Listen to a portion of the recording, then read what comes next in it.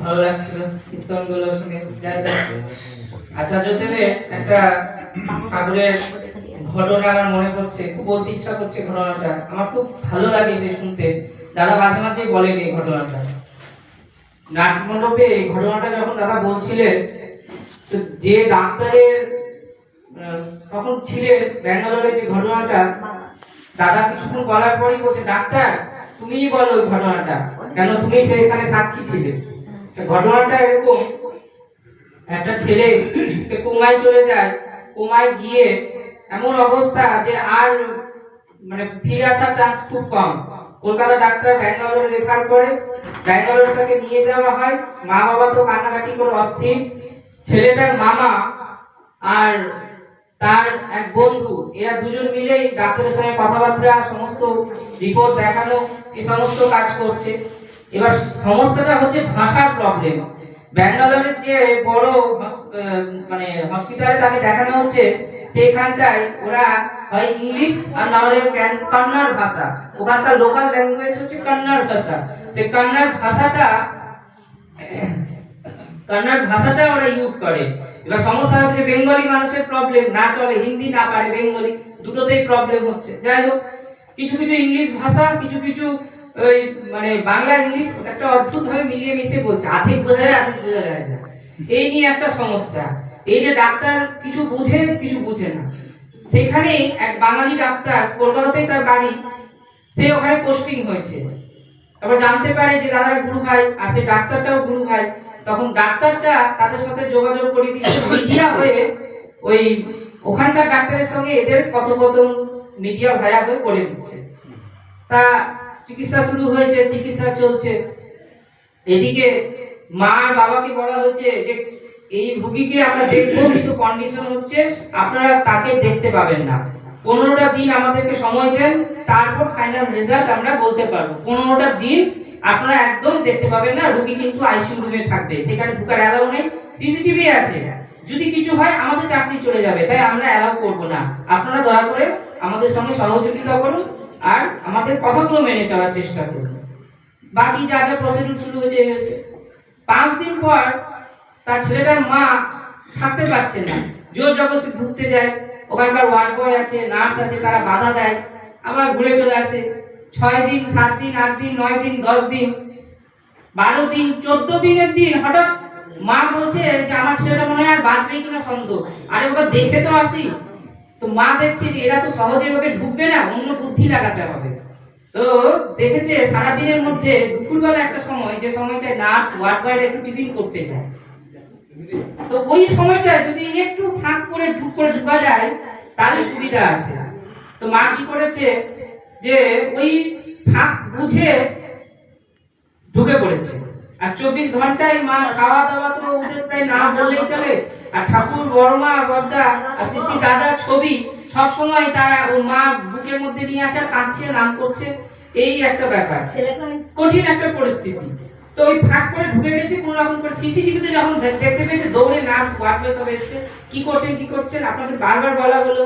এবার ওরা বলছে এসব কান্নার ভাষাতে, মা তো কিছুই বুঝে না, বলছে না আমাকে যেতে দিন, আমি আপনাদের নামে কেস করে দেবো, আপনারা আমার ছেলেটাকে দেখতে দিচ্ছে না। আবার যে ডাক্তার আসে, বাঙালি ডাক্তার, সেই ডাক্তার এসে বুঝায় যে ওরা ওদের চাকরি চলে যাওয়ার মতো ব্যাপার, ওরা আপনাকে দেখতে দিতে পারে না, অসুবিধা আছে, আপনি বোঝার চেষ্টা করুন। আমি ওদেরকে বলে না একটুখানি আপনাকে দেখাবো, দূর থেকে আপনি দেখবেন। তো যাই হোক, দূর থেকে তাকে দেখানো হলো, সেই মাটি শান্ত হয়ে বাইরে গেছে। 16 দিনের দিন রিপোর্ট এসছে, বাচ্চার অবস্থা একটু সুস্থ, মোটামুটি জ্ঞান ফিরেছে, কিন্তু 24 ঘন্টা না হলে তাকে দেখা করা যাবে না। তো জ্ঞান ফিরেছে, 24 ঘন্টা পর তার মা বাবা তার সাথে দেখা করতে পারবে। যথারীতি বাচ্চাটা সুস্থ হয়েছে। এবার যখন ডিসচার্জ হচ্ছে তখন নার্সগুলো বেরিয়ে এসে ডাক্তারকে বলছে যে ডাক্তারবাবু এরা কতটা অভদ্র, কতটা বাজে একটা লোক, যে ওদেরকে বারবার বলা হচ্ছে যে ঢুকবেন না, সিসিটিভি আছে, আমাদের চাকরি চলে যাবে, তাও কেউ না কেউ ওদের আসতেই আছে। তো ডাক্তার বলছেন যে দেখেন নার্স, বেশিরভাগ ক্ষেত্রে আমাদের সাথে আছি, যোগাযোগ করছি, ওরা কিন্তু কেউ যায়নি, মা খালি একবার গেছিলেন, তাছাড়া কেউ যায়নি। তো নার্স বলছে এটা অসম্ভব, জানেন 4 জন ব্যক্তিকে দেখা গেছে, আমরা নিজেও দেখেছি, আবার সিসিটিভিও দেখেছি, বারবার যাচ্ছে আসছে, বারবার যাচ্ছে আসছে।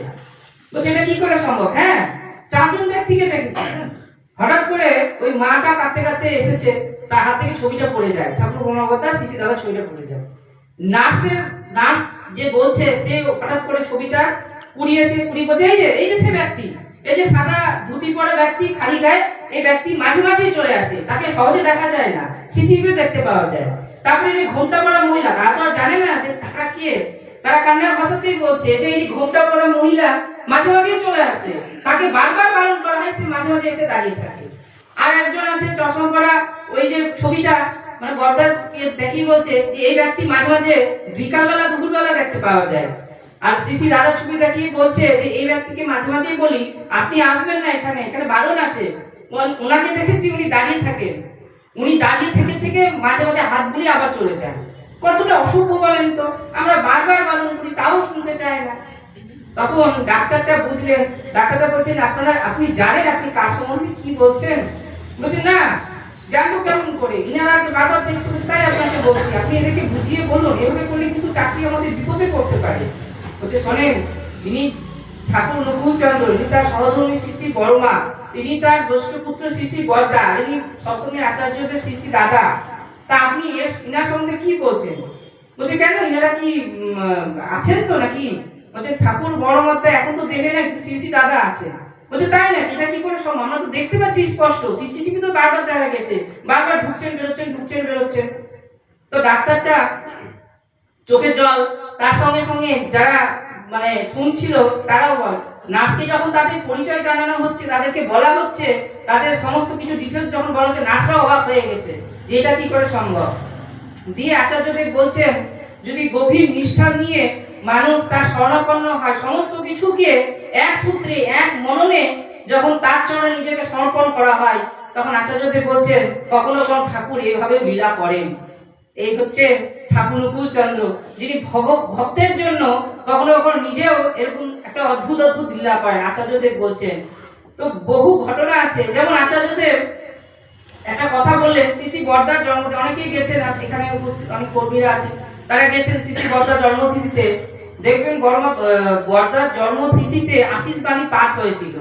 যিনি আশিস বাণী পাঠ করেছিলেন তিনি হচ্ছেন গোপাল বিশ্বাসদার ছেলে। আপনারা অনেকেই ছিলেন গোপাল বিশ্বাসদাকে, ভক্ত মানুষ, যিনি বিপ্র মানুষ, ঠাকুর তাকে বিশ্বাস উপাধি দিয়েছিলেন, তারপরে তার নাম গোপাল বিশ্বাস হয়ে যায়। তো ওনার ছেলে অধ্যাপক, বেঙ্গলিতে অধ্যাপক, খুব ভালো কবিতা বলতে পারেন, ভাষ্যকার। তো আচার্যদেব তাকে দায়িত্ব দিয়েছেন যে তুমি প্রত্যেকটা উৎসবে যে পাঠ হয় আশিস বাণী তুমি করবে। তো উনি করেছিলেন। তো দাদার কাছে যখন উনি এসেছিলেন সন্ধ্যাবেলায় প্রণাম করতে, দাদা খুব সুন্দর কতগুলো কথা বললেন। আমি সেই কথাগুলো যাচ্ছি না, মূল বিষয়টাতে আসছি। উনি বলছেন, জানো ঠাকুরকে এই যে আমরা সাধনা করি, এই যে আমরা ভালোবাসি, এই যা যা কিছু কার্যক্রম করি, কিসের জন্য? তার একটা কারণ আছে। এই যে শরীরটা, এই শরীরটা 5টা তত্ত্ব দিয়ে তৈরি, জানো তো সেটা? 5টা তত্ত্ব কি না? ক্ষিতি, অপু, তেজ, মরু, গম, অর্থাৎ জল তত্ত্ব, পৃথিবী, আকাশ। এই যে 5টা তত্ত্ব দিয়ে যে জিনিসগুলো সৃষ্টি হয়েছে, এটা কিন্তু আমাদের মধ্যেই আছে। এইটা যদি না থাকে তাহলে কিন্তু আমাদের শরীরটা নষ্ট হয়ে যাবে। তার মানে এই সমস্ত তত্ত্ব আলাদা করে নেই, এগুলো এক একটা ফর্মে আমাদের মধ্যে আছে। এর থেকে একটা জিনিস যদি বাদ দেওয়া যায়, আমাদের শরীর কিন্তু ভেঙে পড়বে। তার সঙ্গে কি আছে? ইলেকট্রন, প্রোটন, নিউট্রন, এই জিনিসগুলো সমন্বয়ে দেহ তৈরি। কিন্তু একটা জিনিস আমাদের মধ্যে সুপ্ত অবস্থায় আছে, যেটাকে অর্জন করতে হবে। জানো সেটা কি জিনিস? সেটা হচ্ছে এমন এক জিনিস যেটাকে আমরা সিক্স সেন্স কিংবা 6টা ইন্দ্রিয় কিংবা আমরা যেটাকে অর্জন করার জন্য এত প্রয়াস করছি। এই যে জগতে যত মুনি ঋষিগণ দেখছো, যত সাধু মহাপুরুষ দেখছো, সবাই কিন্তু সেইটাই অর্জন করার জন্য ব্যস্ত হয়ে আছে, সাধনা করছে, হিমালয় যাচ্ছে, গুহায় যাচ্ছে। আমরা ঠাকুরকে ধরেও সেই সাধনা করছি সেইটাকে অর্জন করার জন্য। আর যেটা সম্পূর্ণ হলে আমাদের এই মনুষ্য জন্মের এই মনুষ্য দেহটা সার্থকতা লাভ করবে, আমরা সিদ্ধি লাভ করতে পারি। সেই একটা জিনিস হচ্ছে প্রেম।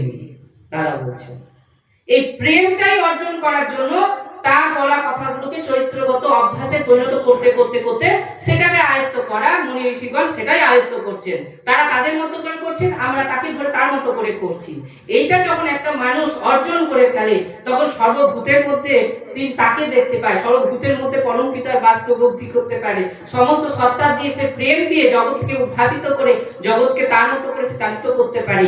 এই প্রেমটাই অর্জন করার জিনিস, আর এই প্রেমটাই হচ্ছে মেইন জিনিস। 5টা তত্ত্বের সঙ্গে যখন এই এক তত্ত্ব একসঙ্গে মিলিত হয়, তখনই মানুষ পূর্ণ ব্রহ্ম লাভ করতে পারে। আর এটাই আমাদের সাধনা। যাই হোক, এই সাধনায় আমরা উন্নতি যাতে লাভ করতে পারি, তার জন্যই পরম পিতার কাছে আমরা সবাই প্রার্থনা করি, তার নাম কীর্তন করি, গুণকীর্তন করি, তাকে স্মরণ মনন চিন্তন করি।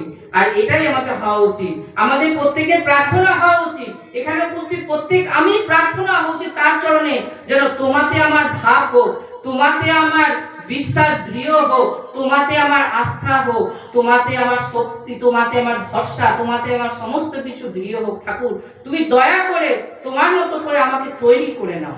সবাই মঙ্গল প্রার্থনা করে শেষ করছি। জয় গুরু। আমি একটা ঘটনা শুনেছিলাম আমাদের মাস্টার দাদুর কাছ থেকে। এক গ্রামে এক মা থাকে, মাটি দেখতে খুব সুন্দর। তো মাটির মানে স্বামী বাইরে কাজ করে, বিদেশে কাজ করে। তো ওই গ্রামের জমিদারের মাটির প্রতি খারাপ মনোভাব সৃষ্টি হলো, মানে খারাপ চিন্তা আসলো। তো রাত্রেবেলা ওর হচ্ছে লোকজনকে পাঠিয়েছে মাটাকে তুলে নিয়ে আনতে। তো রাত্রেবেলা লোকজন গিয়েছে, গিয়ে ওই মাটাকে তুলতে যাবে। তো মা আগেকার দিনে যেমন বাড়ি হয় উঠানে দেখছে একজন লাঠি নিয়ে ঘুরছে, লম্বা চওড়া পুরুষ, জ্যোতির্ময় পুরুষ উঠানে ঘুরছে। তো ওই লোকগুলো ভয় পেয়ে গেছে, ভয় পেয়ে জমিদার এসে বলে, জানেন ওনার বাড়িতে একটা পুরুষ ঘুরছে। তখন জমিদারের মনে আরেকটা খারাপ মন্তব্য আসলো, যে ও তাহলে পর পুরুষের সঙ্গে থাকছে, এবার ওকে গ্রামে মানে অপমান করবে। গ্রামের লোকজন নিয়ে গেছে, এবার বউটাকে বের করেছে, বের করে হচ্ছে বলছে তুমি কার সঙ্গে থাকো, তোমার স্বামী নাই, তুমি কার সঙ্গে থাকো। তখন ওই দারুণগুলো যারা গিয়েছিল রাত্রেবেলা তারাও গিয়েছে। এবার এরকম ঝগড়া করছে, করতে করতে ওই দারোয়ানটা ঠাকুরের ছবি দেখে নিয়েছে, খালি গায়ের ছবি। এই লোকটার সঙ্গে থাকতো, এই লোকটা ঘুরছিল, এই লোকটা এইভাবে এভাবে লোকদের দেখাচ্ছে এই লোকটা ঘুরছিল। তখন পাশের বাড়ির একজন মা বলছে, আরে তুমি কি বলো জানো, ওটা ঠাকুর। এই সুমনের গল্পটা শুনছিলাম, শুনতে শুনতে আমার এই গল্পটা মনে পড়ছিল। এই ঠাকুরের একটা কথা আছে না, অদ্যাবতী লীলা করে সেই গোড়ারায় কোনো কোনো ভাগ্যবান দেখিবারে পায়। দেওঘরে পূজনীয় সিপাহীদের কাছে মানে দাঁড়িয়ে আছি, পূজনীয় সিপাহীদের গল্প করছে একটা মেয়েকে দেখিয়ে। ওই দিল্লিতে সে চাকরি করে, নার্সের সম্ভবত। তো যে রাস্তাটা দিয়ে যেতে হয় সেই রাস্তাটা খুবই মানে খারাপ রাস্তা, অনেক রকম বাজে জিনিস হয় মায়েদের সঙ্গে। একদিন কাজ করতে করতে অনেক রাত হয়ে গেছে, সে ঠাকুরকে ডাকছে মন প্রাণে যে আজকে কিভাবে যাবো, এই রাস্তা তো ভয়ঙ্কর রাস্তা, এখানে তো বিভিন্ন রকম অপকর্ম হয়।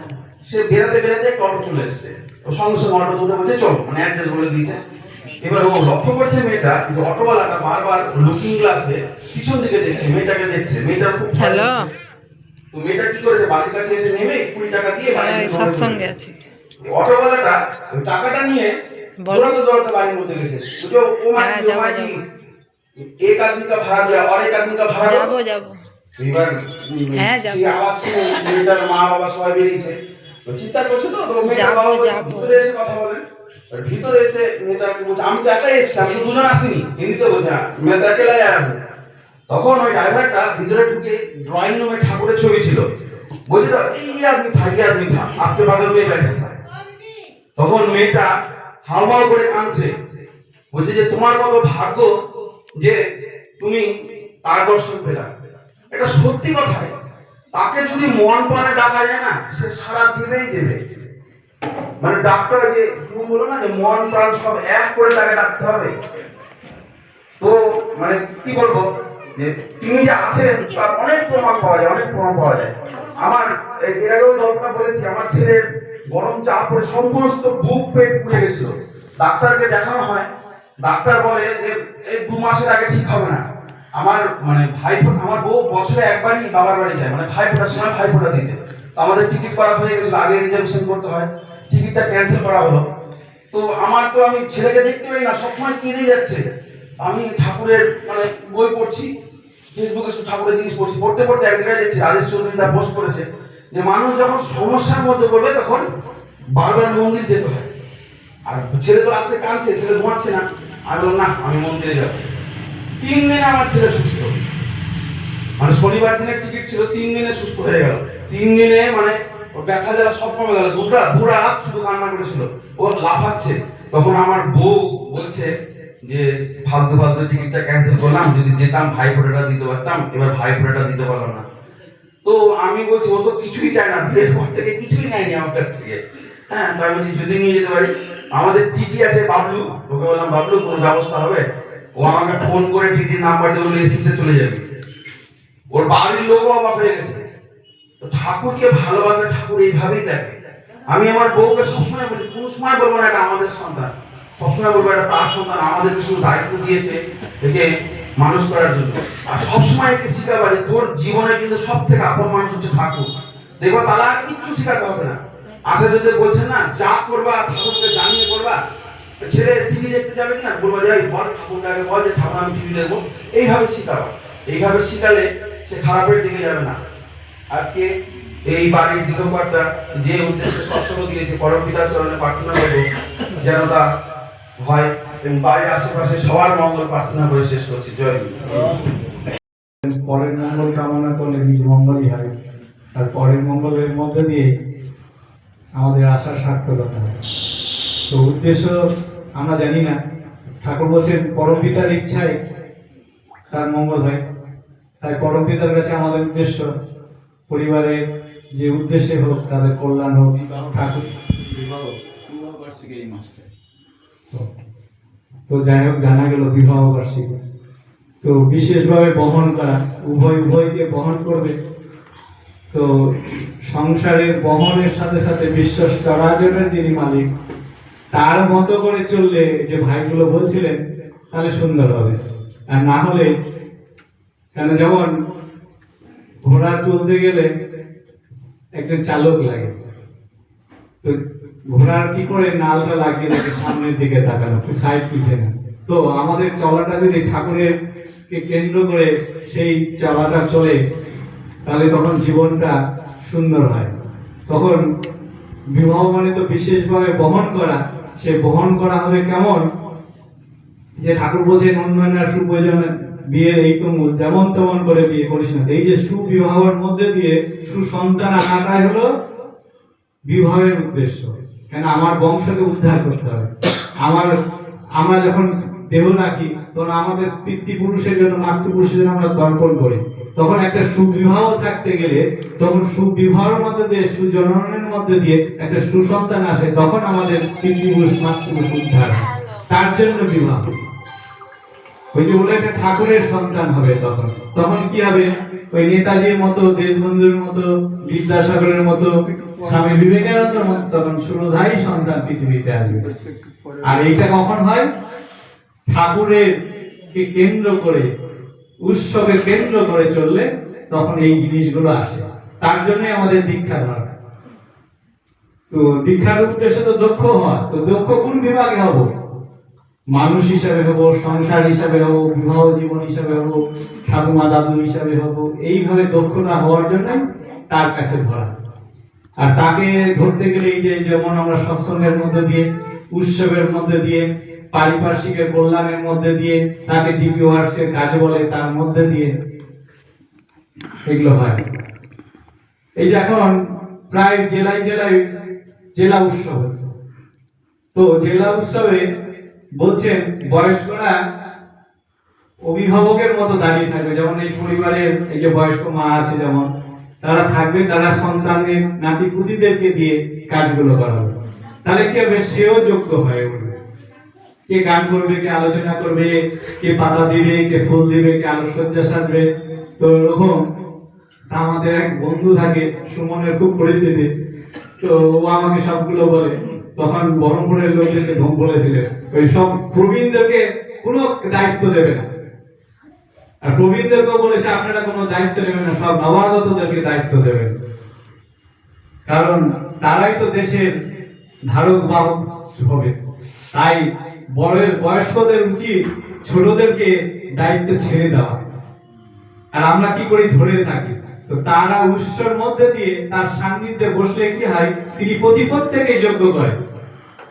তাকে অভিভাবক পিতার মতো করে দিলেন একটা এরিয়া বয়স্ক ঋত্বিকদেরকে।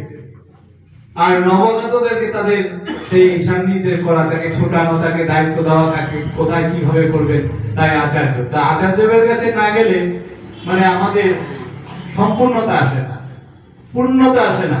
কারণ আচার্যকে বাদ দিয়ে জ্ঞান গবেষণা করবেই যত, সামঞ্জস্যই থাকায় কঠিন, ধারাবিধির পথ নিরতন। তা আমরা পথ হারিয়ে দিব যদি আচার্য সঙ্গ না করি, আচার্যের নির্দেশ না করি। আচার্যের নির্দেশটা কি? এখন ডিবির কাজ। ডিবি মানে দীক্ষার সময় যে আমরা অঙ্গ করেছি, আজ হচ্ছে শ্রী ঠাকুরকে প্রতিষ্ঠা করা আমার জীবনের যোগ্য হোক। তা আমার জীবনের যোগ্যটা কিভাবে হবে? শুধু আমি তো পারিপার্শ্বিকের মধ্যে একজন। আমার পাশের বাড়ি যদি ঠাকুর ধরে সঠিক না চলে, তাহলে এই যে সন্তানগুলো আছে তারা কিভাবে চলবে? কেন আমার পাশের বাড়ির ছেলে যদি মদ খায়, গাঁজা খায়, খৈনি খায়, তাহলে তার সঙ্গে তাই হবে। তা আমি যদি মূলো খাই, তো মূলো ঢেকুর উঠবে। তাই আমার পরিবারকে সুন্দর রাখতে গেলে, ভালো রাখতে গেলে, তাহলে এই আমার স্বার্থ ডিপির কাজ করা। তো এই যে শ্রী ঠাকুরকে প্রতিষ্ঠা করতে গেলে আমার পারিপার্শ্বিককে জানানো, তো পারিপার্শ্বিক সুখে দুঃখে অংশীদার হওয়া। এরকম আচার্যদেবের কাছে গেছে এক মা, হাঁটতে পারে। তো আচার্যদেব বলছেন তাকে দেখেই আপনি বাড়ি বাড়ি যাবেন আর জয়গুরু দিবেন, আর কিছু, আর 1 মাস পরে সে আমাকে বলবে। ওই 1 মাসের পরে তার দেহের রোগ অর্ধেক কমে গেছে। কারণ অসুখ বিসুখ হয় মনের মধ্যে দিয়ে। তো কারো বাড়িতে গিয়ে যদি আমি তার ভালো চর্চা করি, ভালো গুণের কথা বলি, পরম পিতার কথা বলি, তখন কি আমার মন ভালো হয়। ঠাকুর বলছেন মন দুষ্ট হলেই জানি জরাবেদি আঁকড়াই হয়। তাহলে এই জরাবেদি আঁকড়া থেকে মুক্তি পাওয়ার জন্য টিপের কাজ। এইরকম একটা দাদা গেছেন ব্যবসায়িক লোক, এটা বলে শেষ করব। তো আচার্যের সান্নিধ্যে গেলে কি হয়? তো সেই দাদারা তো ব্যবসায়িক প্রচন্ড, তো তাদের সময় নেই, খালি টাকা টাকা। আর ঠাকুর তো বলছে মানুষের কাছে এসো। তো দুর্গাপুরের দাদা সেই গেছে ঠাকুর বাড়িতে, বললো তুমি 4 দিন ঠাকুরের জন্য ব্যয় করবে, গিয়েই কোনো ব্যবসায় যেতে পারবে না। ঠিক আছে। তো এবার ঠাকুর বাড়িতে বলে দিয়েছে, ভাবছে কার বাড়ি যাবো। এরকম হতে হতে এক ধারির কথা ভাবনা গেছে। বলছে আগে গিয়ে, ধরেন আমাদের মতো ছেলেরা যদি যায়, তাকে কার সঙ্গে গল্প করতে হবে? বয়স্কদের সাথে। তাকে শাশুড়ির কাছে গিয়ে গল্প করতে শুরু করেছে। ঘন্টা দিয়ে গল্প করেছে, শাশুড়ি মেয়ে অশ্ব নিবর্ষণ করছে, সেই ঠাকুরের গল্প, আচার্যদেবের গল্প, ঠাকুর বাড়ির গল্প, বাচ্চাবৃদ্ধির গল্প করতে করতে শাশুড়ি মাতা প্রচন্ড ভাবে কাঁদছে, ও কাঁদছে। কাঁদতে কাঁদতে বলছে দাদা, ভাই তুমি এত সুন্দর সুন্দর কথা বললে, আমার বৌমাকে বলবে না? যাও না, ওই ঘরটায় যা বৌমা থাকে। তো ঘন্টা 2 হয়ে গেছে, কিন্তু একই বাড়িতে। ও ভাবছে আর একটা বাড়ি যাবো। তখন ডাকাডাকি করছে, সাড়া দিচ্ছে না। শাশুড়িও ডাকছে, ও বাবা ওমা দেখো দুর্গাপুরের একজন প্রতিষ্ঠিত ব্যবসায়ী এসছে, তো তোমার সাথে দুটো ঠাকুরের কথা বলবে।